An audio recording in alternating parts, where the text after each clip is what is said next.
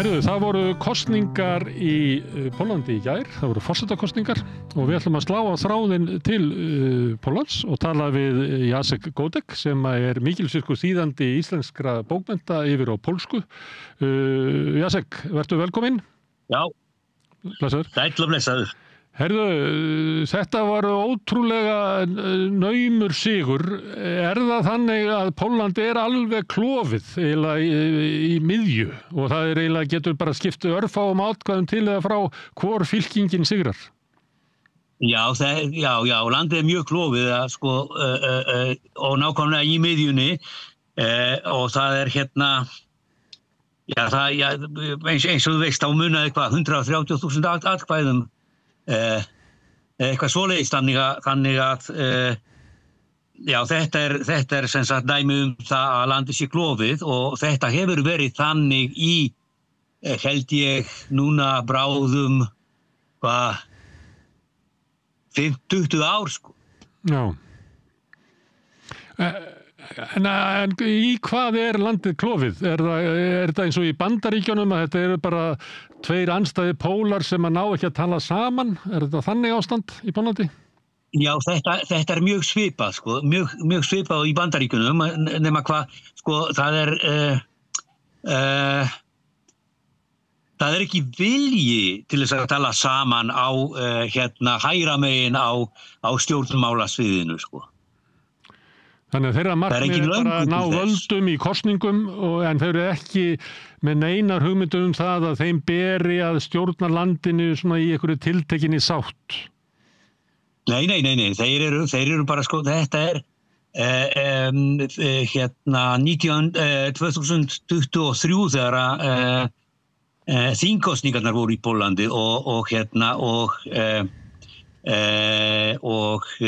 lög og réttlæti féll frá höldum þá var nokkuð svona von í fólki en af því að forsetinn hann Duda hann var sem sagt forseti áfram hingað þangað til núna og að stjórnin gat ekki eiginlega gert neitt þannig að fólkið er dálítið svona var fyrir vissum vonbrigðum með stjórnina og það er kannski líka ástæðan fyrir því að hann Trzaskowski sem er lýðræðissinni tapaði kosningum. Út af óvinsældum þá ríkisstjórnarinnar? Já. En getur þú útskýrt það fyrir okkur hver eru völd forsetans? Getur þessi forseti Navrocki, getur hann staðið í vegi fyrir það vilja ríkisstjórnarinnar? Já, ég meina hann getur af sjálfum sér getur hann ekki mikið sko, en hann getur hann skrifar ekki undir sko lög og þá byrjar sko bandamálið. Hérna á Íslandi væri það þannig ef að forsetinn neitar að skrifa undir lög að þá yrði það þjóðaratkvæðagreiðsla, en það er ekki málið í Póllandi. Nei, það er ekki í dæminu hér. Þannig að forsetinn getur bara neitað að skrifa undir lög og þá verður það ekki að lögum. Já. Og Duda notaði hann þetta vald sitt til þess að stoppa mál sem að ríkisstjórnin reyndi að ná í gegn? Já, bara öll mál sko. Hann eiginlega skrifaði bara undir það sem var svona augljóst og sem hann varð að skrifa undir. En er þá Pólland ekki svona einhver leyti bara stjórnlaust á í erfiðleikum með að grípa til aðgerða sem er nauðsynlegt til þess að ýta samfélaginu áfram? Já, ég meina þú veist, fyrrverandi stjórnin er búin að eyðileggja lögum í landinu og rústa þeim eiginlega. Og það er ekki hægt að gera neitt í landi sem að hefur ekki sæmileg lög. Já.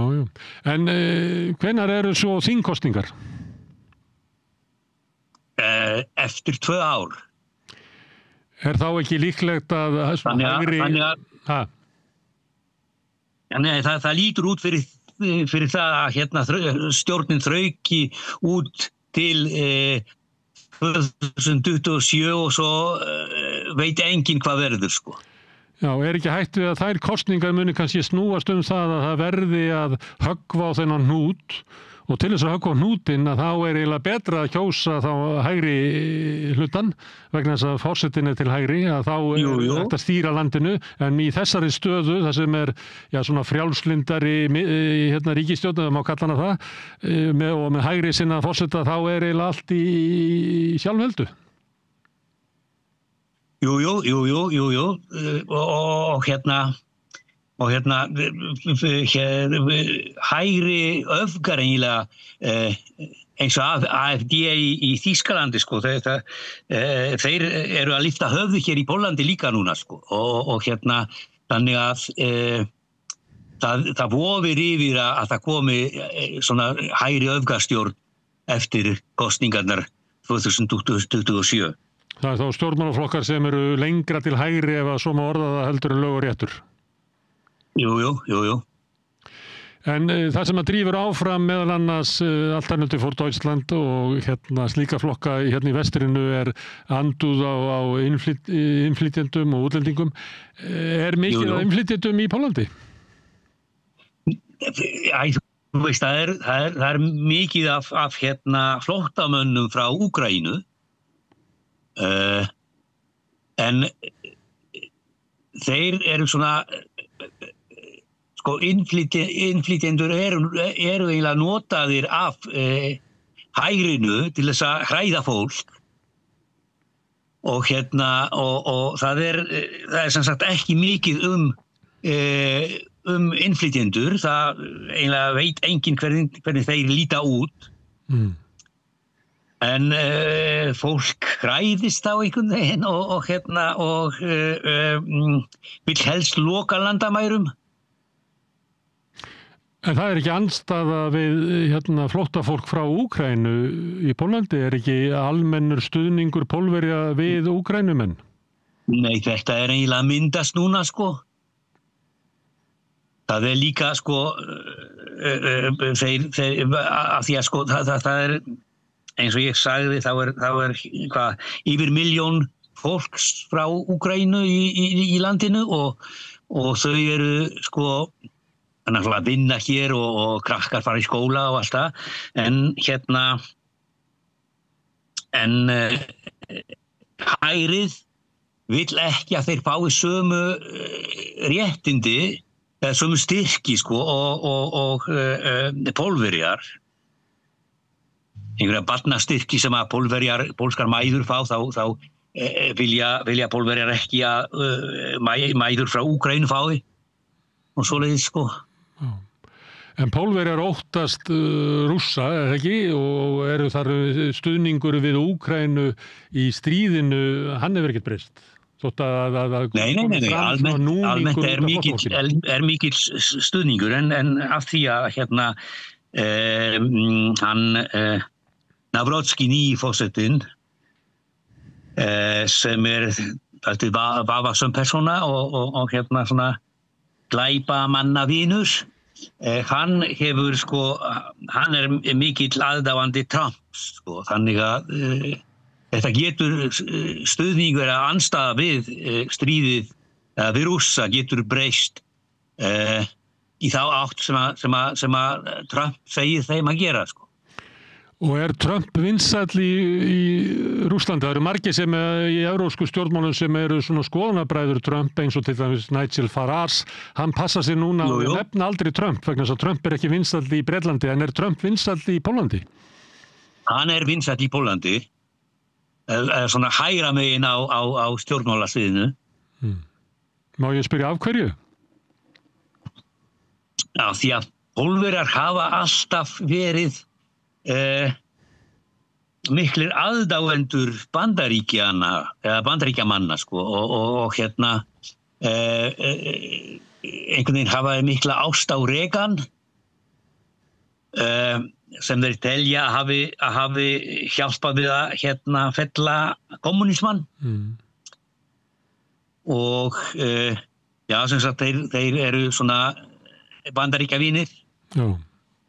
Og Pólverjar horfa til Washington frekar svona vernd og stuðning frekar heldur til Brussel.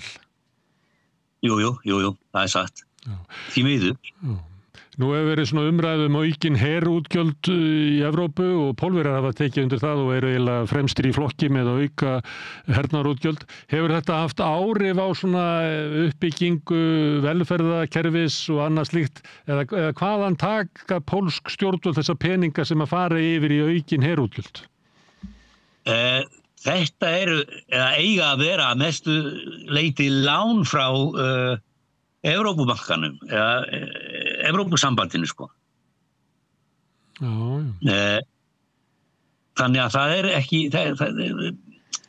sko hefur í velferðarmálum hefur eiginlega ekkert breyst í alvörunni sko. Já.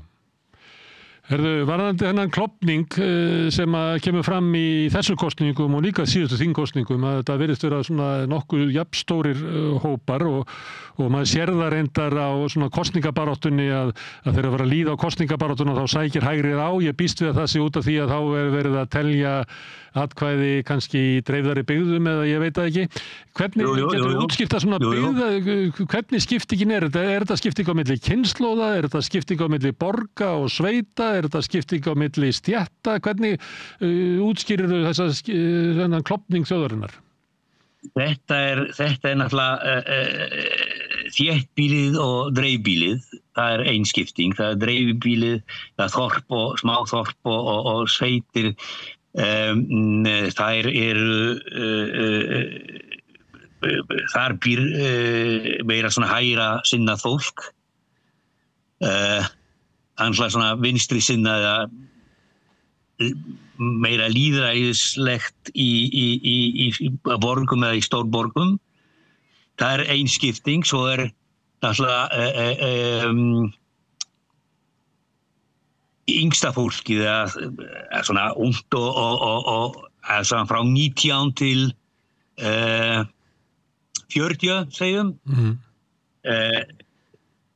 Sérstaklega kallar sko, þeir eru mjög hægrisinnaðir. Það er líka svona kynskipting sko. Konur eru meiri svona vinstrisinnaðir heldur en kallar. Þannig að þetta er þessi skipting fer eiginlega á ýmsa vegu. Já. En þú nefnir vinstri, það sem er andstæðan við hægrið, það er eiginlega svona frjálslynd miðja eða þetta er svona nýfrjálshyggju-flokkar eða ekki? Er þetta ekki, ég veit ekki hvort þú þekkir íslensk stjórnmál, er þetta ekki svona svipað að velja milli Miðflokksins og Viðreisnar? Nei, það er í hérna einn af stjórnarflokkum er vinstriflokkur. Já. Þannig að sko ég meina ég þekki hann forsætisráðherrann nokkuð vel frá því við vorum í Mentó og hérna hann hefur jafnvel hann sko sem að var svona ný frjálshyggju stefnumaður framan af sko er núna svona meira og meira að fara til vinstri. Hann Tusk. Já. Þannig þetta er átök á milli svona hægri og vinstri. Þetta er ekki annars vegar svona. Þetta er eiginlega sko hægri öfgar og sem er 50% og bara lýðræðismenn sem er hinn helmingurinn. Stundum er talað svona uppgang nýja hægrisins að það er fólk sem hefur verið skilið eftir. Það er fólk úr einhverjum svona riðbeltum og í Póllandi gæti það verið átt við svona dreifðari byggðir þar sem hefur verið minni uppgangur. Uppgangurinn er í borgunum, þar er kannski meiri hagvöxtur, þar eru fleiri tækifæri og annað slíkt. Og svo er það karlarnir sem að í mörgum samfélögum upplifa að þeir hafi verið skildi eftir að konurnar hafi einhvern veginn tekið fram úr þeim eða einhverjir minni hlutahópar. Já, betri menntun og þú veist. Ja, konur, það vilja læra, kallarnir nenna því ekki, þannig að sko það er augljós og skiljanleg skipting. En hérna, jú, það er náttúrulega að vísu er engin svona augljós riðbelti hér í Póllandi, en það er alltaf sko gömlu kolanámurnar. og að því að sveitirnar, sko, sveitafólk í Pólandi hefur aldrei haft það eins gott og núna, eiginlega. Eftir að Pólland gekk í Evrópusambandið, sko. Stuðningur við landbúnað. Já, og þeir sem sagt, en það sem alltaf lítið fyrir þá, sko. Herðu, Jacek, hefurðu svona hugg í brjósti þróun Póllands? Já, ég, þú veist, ég kannski þekki, innan forseta er alltaf mikið sagt, en ég hef hitt hann einu sinni þegar hann Guðni T.H. forseti var í Gdansk fyrir 5 árum og þá var hann safnstjóri í seinni styrjaldarsafninu í Gdansk og við fórum á safnið og svo fórum við að borða saman í hádeginu en það sem furðaði mig mjög mikið sko var að hann núverandi framtíðarforsetinn af því að hann er ekki forseti ennþá framtíðarforsetinn Póllands var umkringdur svona hvað heitir það á íslensku svona glæpamönnum sko.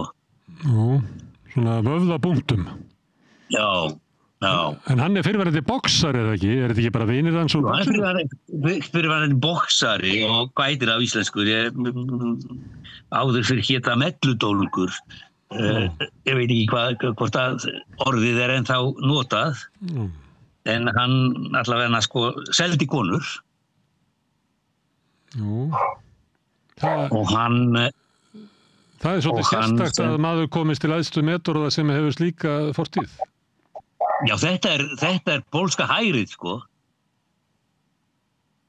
Já. Pólskir hærimenn. Þetta eru eiginlega svona, aðalega eru þeir, sko, sem eru svona húlíkans á fótbolta, hjá fótboltafélögum, sko. Þetta eru helstir stuðningsmenn og svona aðalpallar í hæri hjá hæri öfgasinnum sko. Hvernig komaði við sjónir þegar þú hittir hann hérna í hádegisverðinum í Gdansk? Nei, ég meina hann kann að tala sko, þú veist, jafnvel ensku og það er hægt að tala við hann. Þess sem hann er sagnfræðingur, þannig að það er kannski margt fróðlegt sem að maður getur heyrt frá honum og að maður sé ekki alltaf sammála því. En hann er svona, hann getur talað sko og það er það sem að eiginlega hægt að segja hann núna. Sko. Já, og hann er sagnfræðingur eins og Guðni T.H. en kannski ólíkir karakterar. Algjörlega ólíkir, sko. Heyrðu, Jacek, kæra þakkir og gaman að tala við þig, en ég hef nú gert það áður við rauðaborðið og það er einhver svona, maður heyrir það í svona uggur sem er í þér framtíðarþróun pólsks samfélags. Já, ég var að tala við sonardóttur mína fyrir svona, já, bara rétt áðan, sko. Og fyrir klukkutíma eða svo. Og hún sagðist vilja flytja á landi. Hún er ekki nema 12, sko. Já. Það er mjög sorglegt að maður heyri það. Já. Það er mjög sorglegt því að það er ekki gott land sem að gera börnin óörugg. Einmitt. Herðu, Jacek, ég þakka aftur fyrir og ég fæ kannski að slá á þig seinna að ræða pólskt samfélag og Kannski tölum við Já, pólska menningu. Já, fínt. Fínt. Kæra þakkir.